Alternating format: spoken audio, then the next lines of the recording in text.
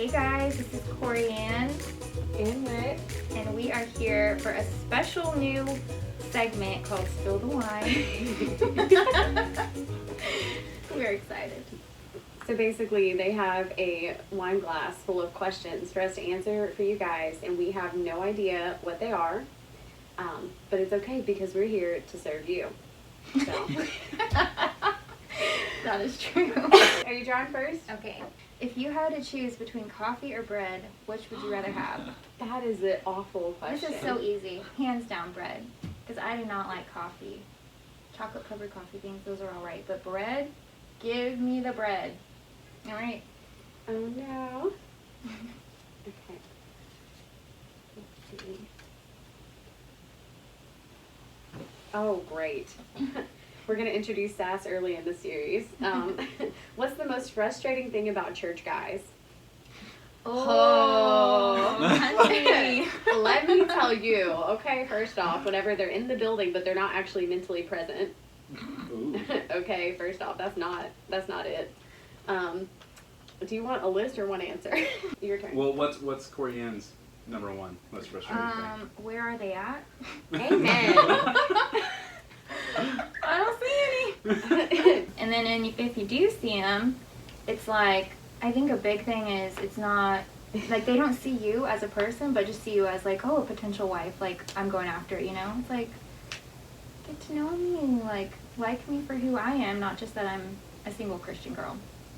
Yeah, That makes sense. I would just say a frustrating thing is whenever they're there like for the wrong reasons, kind of thing. And like while you should be meeting people, like having friendships, you know, within the church, and like being able to meet your spouse within the church, if you're going solely for that reason, that's not the right motive. Like the right motive is so that you are being equipped and you're being built up so you can go out into the world. So you're really like, your motive shouldn't just be solely to find a person. And because if you're going to church to do that, you're going to maybe end up with somebody that could potentially be a really good Christian, but you're going to hold them back because you're not serious about your walk. Mm-hmm. So it's really frustrating whenever they're not like as committed to the real reason why we even go. Yeah. Yeah. Next question. How do you know when you're in love? Ooh. Dang. That's a tough one. I think like a big way to know is if you can't picture them not being in your life. Like if they weren't in your life, like it would really, really upset you. And I feel like even with friends, like you know you love a friend or a family member or whoever it may be when you like just can't stand the thought of them not being in your life. Yeah. I think that how you know when you really love somebody is whenever you want what benefits them even if it's not you. Mm-hmm. And that's really like loving somebody. Like it's not saying, oh, you're dating a person so you need to break up with them to test if you really, you know, whatever. But it's just saying that you care more about if it's going to benefit their walk with God than you care about if you're just going to get what you want from the relationship. You care about their well-being. You care about their spirit, their soul, their mind. Like you care about literally their total well-being. It's in Corinthians, just like the verse about love, and it's not something that is beneficial to self, but it's about considering someone as more important than you. That's good. I think we need to like shake this up. Give me not that question. Ooh, I appreciate this. What do you hope people will say about your marriage after 10 years? Well, first of all, I hope that they say my marriage lasted way beyond 10 years and that I even got married. But just a little humor for you guys. But I would say that I would want people to say that it really reflects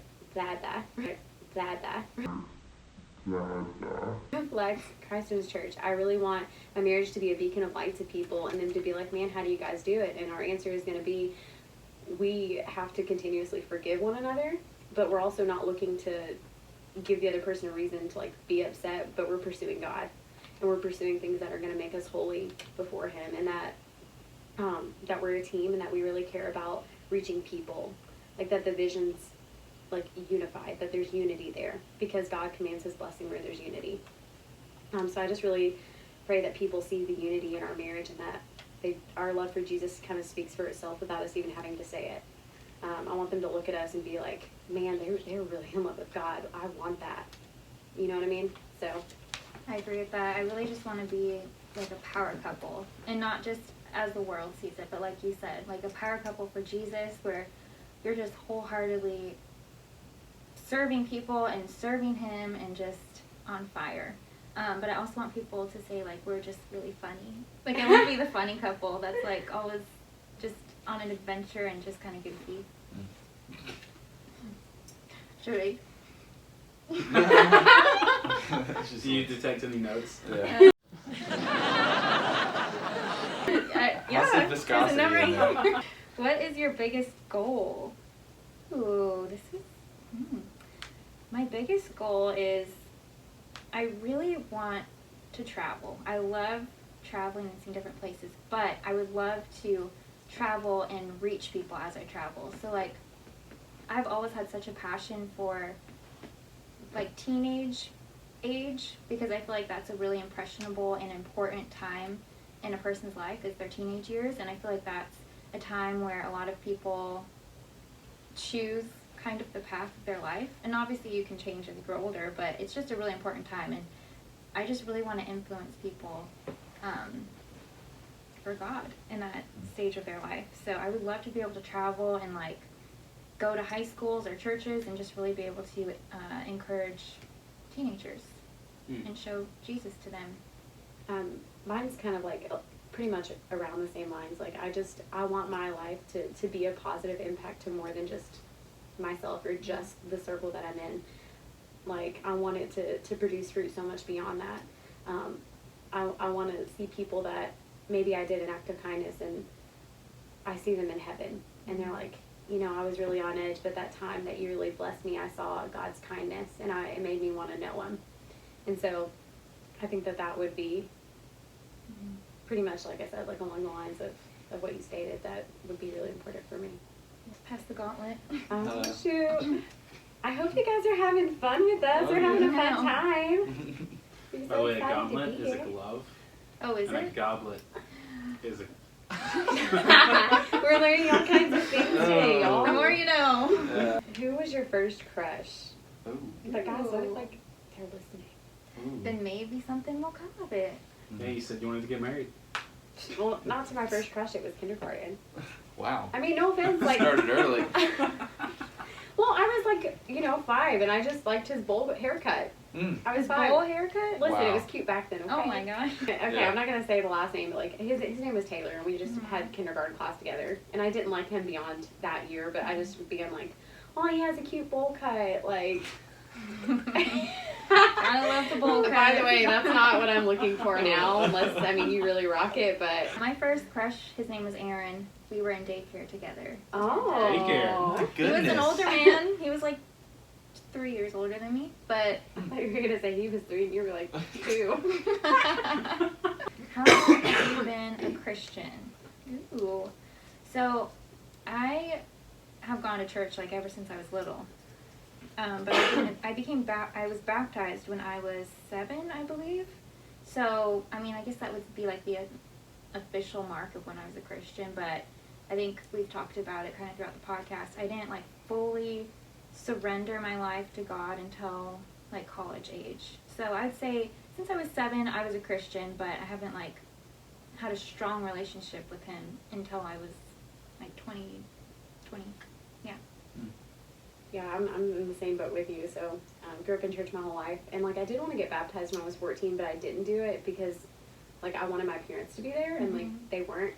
But also I knew that I just didn't want to give Christianity a hypocritical name because I didn't know how to walk with God, and I knew that I was going to mess up, and I just didn't want to give it that same title. It took me a long time to learn the difference. I got baptized probably when I was like 19, officially, and then started pursuing God about that time as well. So it's been about, 7 years? Mhm. Yeah. Yeah. Hey, look at us! Ew, we can do math. Okay, what's the goofiest nickname a boyfriend has ever given you? Ooh. I think maybe like Cuddlebug or Boo Boo.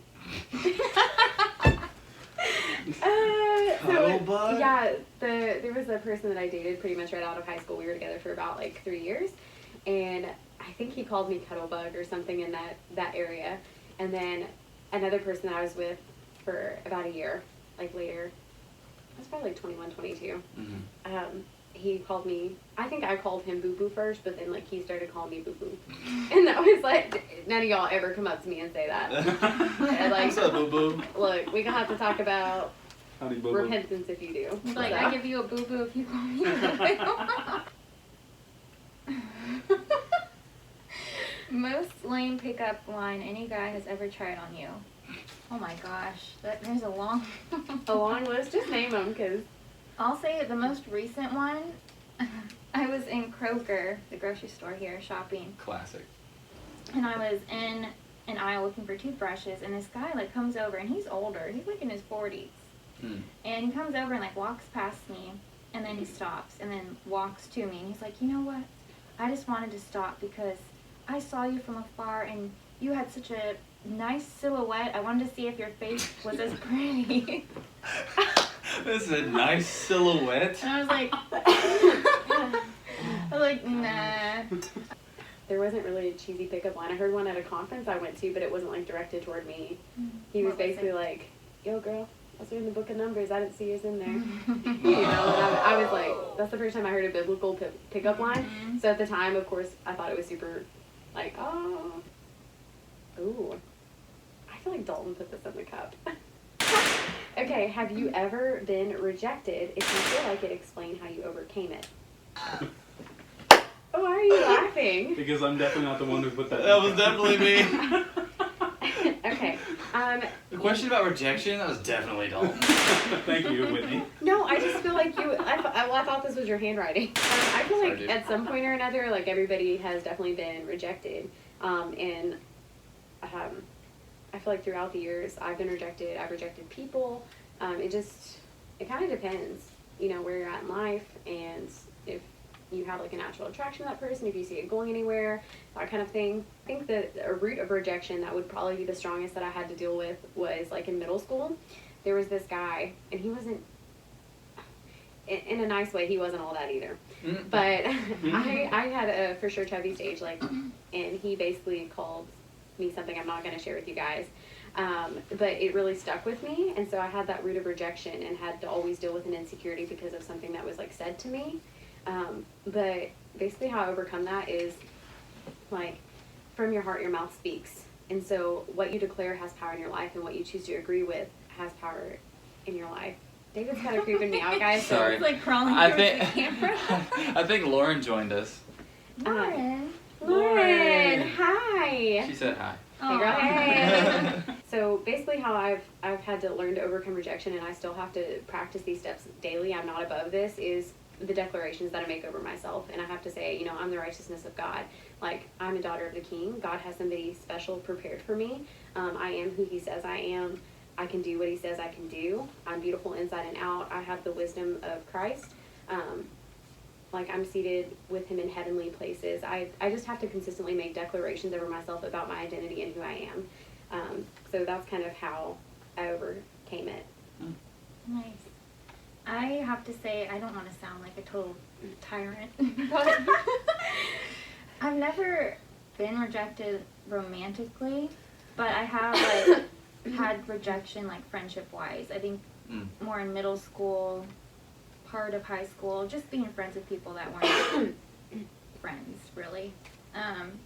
But really, just like you, it's speaking things over you that Jesus says of you and paying attention to that and identifying with that more than what you're experiencing from friendships or what other people are saying about you.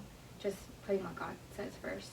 All right, guys. Well, this is our Spill the Wine segment. You guys can follow us on Instagram at thewine.is.free. That's right? Just type in free wine and unleavened bread and it will come up. Yeah. There you go. Yeah, same thing Facebook. on Facebook as well. Like, we have our Facebook page. I'm going to try to get some content out to you guys every Monday, either like a scripture that really meant something, a throwback for one of us. So we're changing things up a bit. Instead of sharing like a Facebook memo at the beginning of our podcast, we're actually going to like just share those memories with you on our social media. So if you want to get to know us a little bit better, if you want to see some funny moments in our life, connect with us, prayer requests, etc., it can all be found through our social media plugs. And we do have a website now. There's a place on there. It gives you a little bit of bio about each of us, but my favorite part is at the bottom, you can submit prayer requests to us so we can be praying for you guys. You can do it anonymously, or you can put your name on there. It'll ask you for your email, and you just hit send, and we can cover you guys in prayer and see lives changed. Yeah, we're so excited to connect with you guys. We also are starting up a Patreon account, so check out some of our extra content there. And That's where this will be posted. Oh, okay, perfect. Here we are.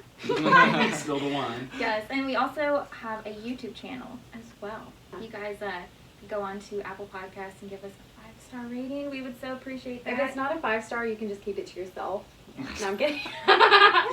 No. Sorry, that was really loud. So if you guys could do that, and if for any reason it's not like a full 5-star rating, please leave a comment as to what you think that we could bring to the table for you, that we could do better. Like, we are not beyond being teachable, and we are here to serve you guys. Thanks for joining us, you guys. Yeah, it's been a fun time.